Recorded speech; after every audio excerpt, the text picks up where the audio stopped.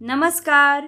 काही वेळेस काय होतं आपल्या घरी नाही का अळूची पानं आपण घेऊन येतो, पण ती अळूच्या पानांचं आपण काहीच करत नाही किंवा असं वाळून जातात आणि मग ती फेकून द्यावी लागतात.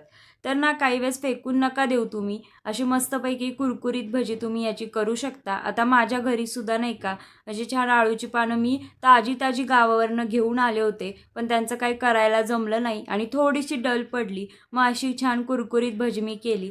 आधी शिट्टीसारखी नाही का झाली होती. एकदम छान असा शिट्टीसारखा आकार देऊन घेतला आणि एक मग बॅटर तयार केलं. बॅटर तयार करण्यासाठी डाळीचं पीठ आणि तांदळाचं पीठ समप्रमाणात घेतलं.